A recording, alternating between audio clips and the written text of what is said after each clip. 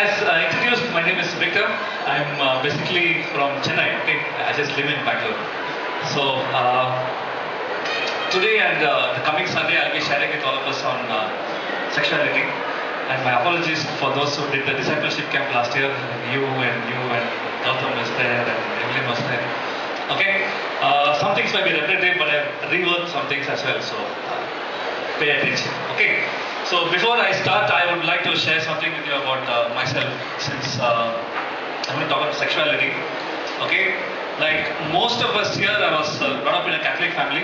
Okay, in Santom, Chennai. Yeah, I have a younger brother. Some of you might know him. And I went to a Catholic primary school, Catholic high school, Catholic higher secondary school, Catholic college, Loyola College in Chennai. Okay, so after all that Catholic formation and Sunday Mass, daily rosary, catechism class after Mass, yeah, after everything was over, I lost all faith in God, really.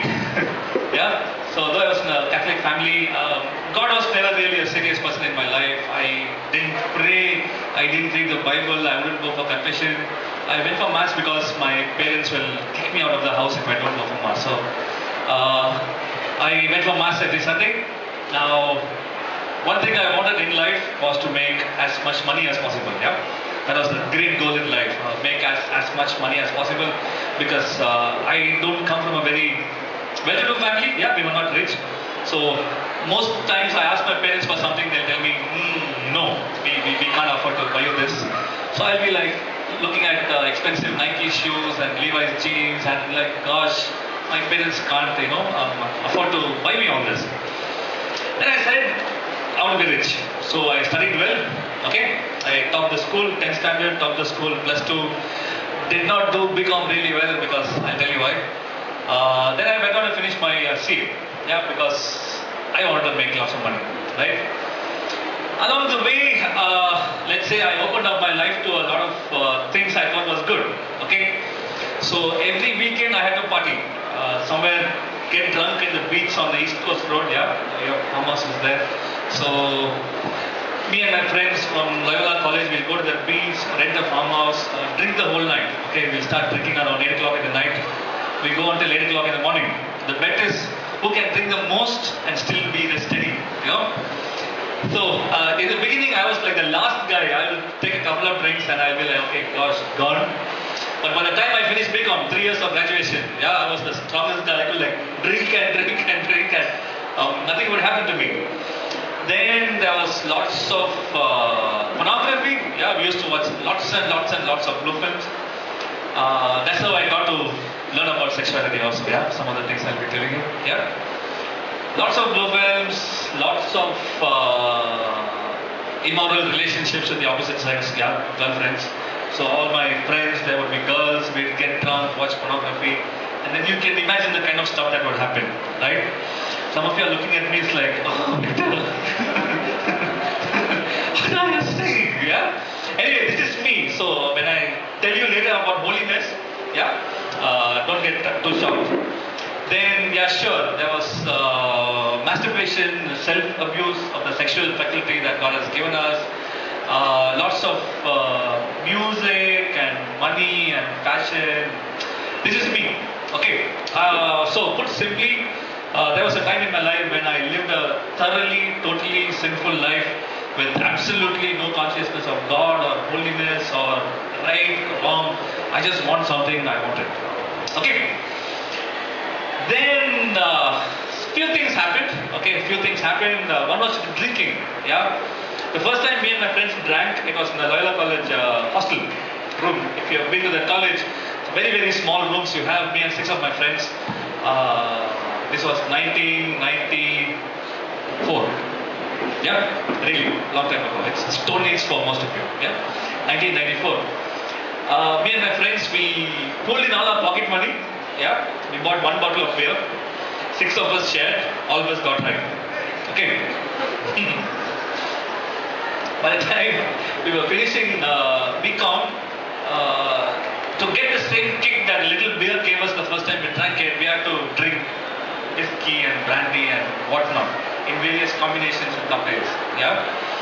Then all my friends, we hit rock bottom in a sense. We said, this is boring. I mean, we don't want to drink anymore because we were like really sick and tired of it.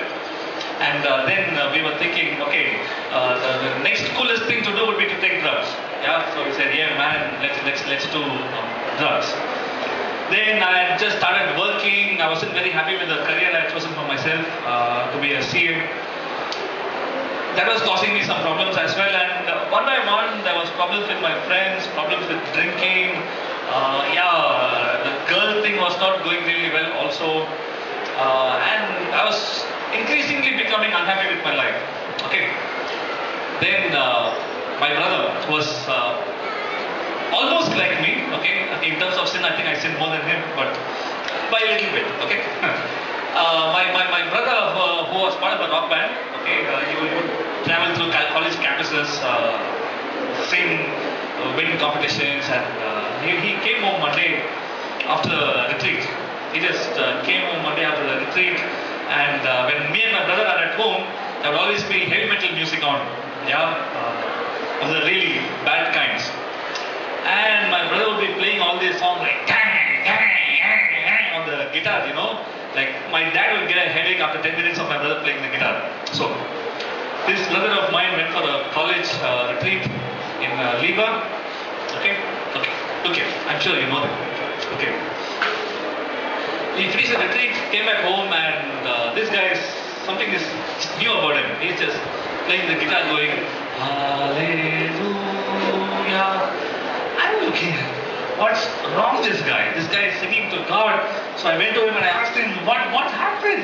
And he's like, no, they call me Babu at home. He said, Babu, the most amazing thing happened. I encountered Jesus, and now I no more need to, indulge in the rock bands and listen to bad music. I don't have to do this, I don't have to do that. No more blue films, no more porn, no more this, no more that. I'm a new person.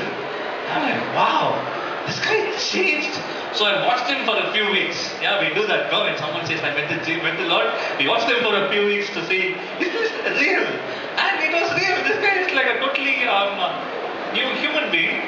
And then a few more months passed by, and somehow my brother tricked me into going for a retreat.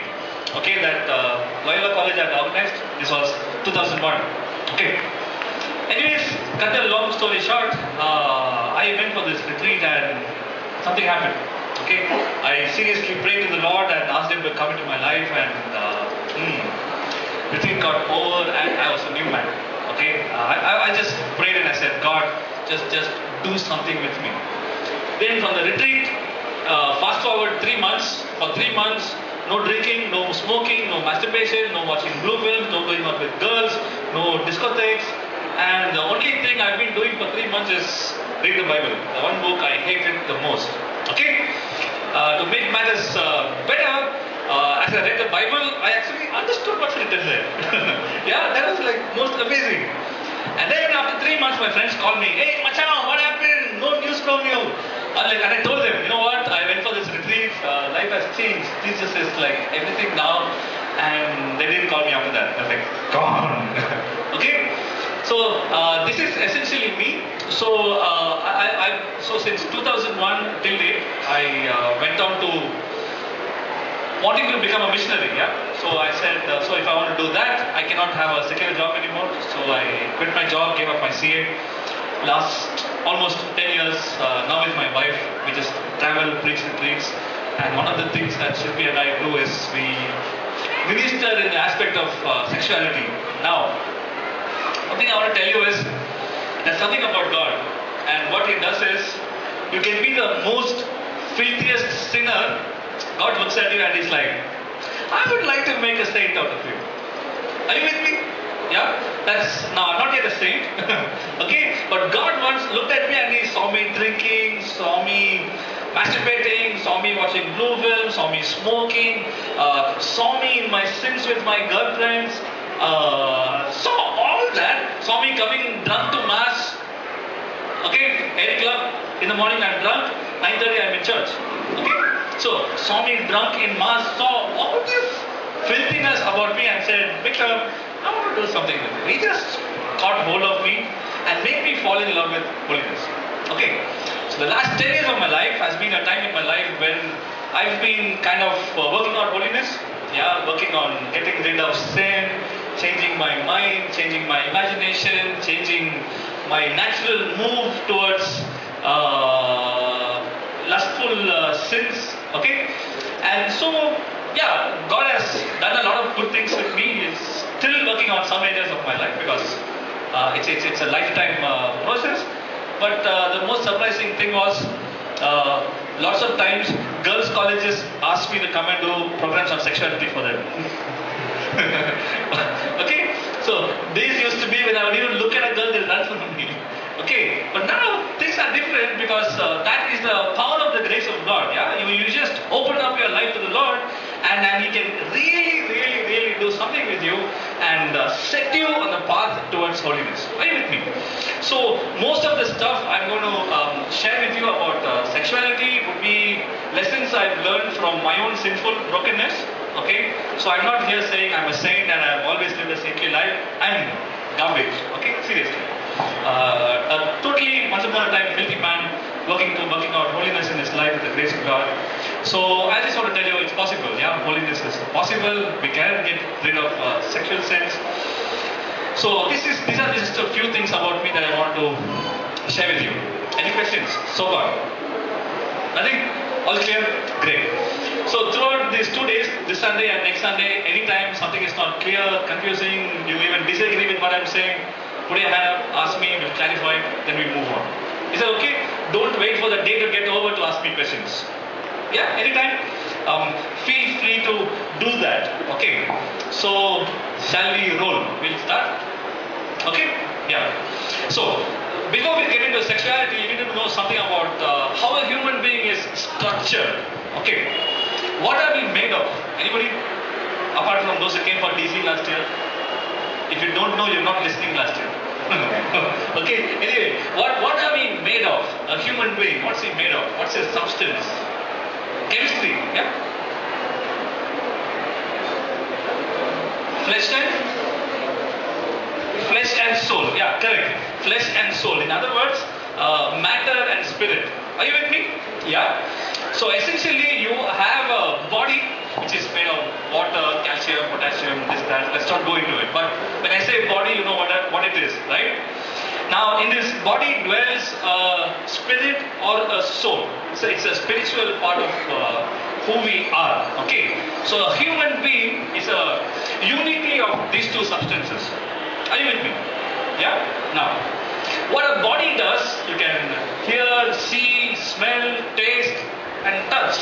Yeah? Our five senses. Now, what a spirit does, yeah? You can't put a spirit in a laboratory and, there you are. Okay? Spirit is invisible. Yeah? It has no material form. You can't smell it, you can't hear it, you can't taste it, you can't touch it, you can't feel it. But it's there. Are you with me? But understanding the spirit is very easy. For example, is friendship a physical thing or a spiritual thing? Hello? Friendship. Girls, sure, you're not very quiet. Spiritual or physical? Friendship. Can you see it? Can you define it? Can you touch it and say, Victor, you know what? This is friendship. It's a spiritual reality. All of us know what it is, but you can't really make sense and say, okay, this exactly is what friendship is all about. Why? It's about loyalty, yeah? Loyalty, physical or spiritual?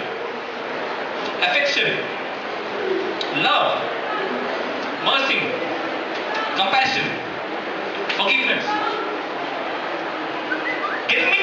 Yeah? So all of us are very familiar in sense of what spiritual is. We experience it every single day. But when we say love is spiritual, but for you to experience love, if you want someone else to understand that you love them, you gotta do something in the body, yeah, to help the other person understand that you really love him. What do I mean? For example, what's your name? I forgot. Jackson, yes. Let's say Jackson is my best friend. Now, I'm friends with him, friendship, spiritual. Jackson comes to me and says, you know what, Victor, yesterday was the worst day of my life, man. I'm like, Jackson, what happened? Okay, he's telling me, for no fault of mine, they fired me from my office. I lost my job. Okay? And he's telling me, I have to pay this bill, I have to pay my parents so much money, I have to look after this person, I have absolutely no money. Now, if I am his best friend, will I just look at him like a stone and say, okay, Jackson, I'm so sorry for what has happened? What will I do? I will do something with my body, yes or no? I will just go up to him and I say, Jackson, I'm just so sorry, but brother, I am with you. Don't worry. Are you with me? Now you see, I'm doing something with my hands, I'm doing something with my body, but through all these bodily actions, what am I trying to do? The spiritual love I have in my heart for him, my friendship. Right? For him to understand, know and experience, it has to be transmitted through my body. Are you with me? All of you? Yeah? Okay. Now, that's why you have a body. For it to be a channel, for it to be a vehicle, for it to be a medium to transmit love. Are you with me? Yeah? And this love flows from your soul. It flows from your spirit. Another beautiful example is, have you all seen nursing mothers? No. No? Yes? Sure? Okay. What do nursing mothers do? Just to clarify. They breastfeed their children. Yes or no? Infants. Are you all familiar with this phenomenon? You're all looking at me like, what are you talking about? Sure? Okay. Now, when a child is being breastfed, what does the mother give? Water? Loudly, yeah? Milk. Wrong answer. Huh? No. Where have you seen white blood? Blood. Yeah, sure. Wrong answer. Love. It's love, sure. It's blood, correct? Biologically. Yeah. You're a biology student. Makes sense, okay? Biologically, it's true. It's milk. Once upon a time, blood converted. But you see, if you deprive that child of that mother's milk and give biologically the same substance in a bottle, the child is deprived not of milk, the child is deprived of love. Then begins a hole in the child's heart that grows up into an adult without a sense of having been loved. Are you with me? So now, does the mother love the child? Some of you are doubting. Yes, thank you. Yeah, the mother loves the child. Now you see, the milk happens to be the medium, yeah, through which the love of the mother is communicated. So when the child is drinking the milk of the mother, it's not so much drinking love, but it is gulping down, yeah, like a puppy. Love. And that milk penetrates the child's not stomach, the depth of its heart, its soul, its spirit, and the child feels so loud. Mommy loves me, mommy loves me. How do I know that? Mommy gives me so much milk. Yeah, but the point is, it's not milk. Are you with me? So now, when you want to transmit and let someone else know that you love them, it's always through the body. Are you with me? So now, I'm married, I have a wife. For me to show that I love her, the love I have for my wife is in my soul. From there, it comes to my body, right? And my body will touch my wife's body. And through her body, the love I have for her penetrates her heart, her soul, and helps her understand, my husband loves me. Are you with me? So throughout human life, whether you're an infant or you're a married person, you have a friend, best friend, relationship between brothers and sisters and parents and children. Yeah, it's our body is always the medium or the channel through which the love we have in our hearts and souls for them is transmitted. Are you with me? Now, this is where sex comes into place. Now, by the way, talking about sex,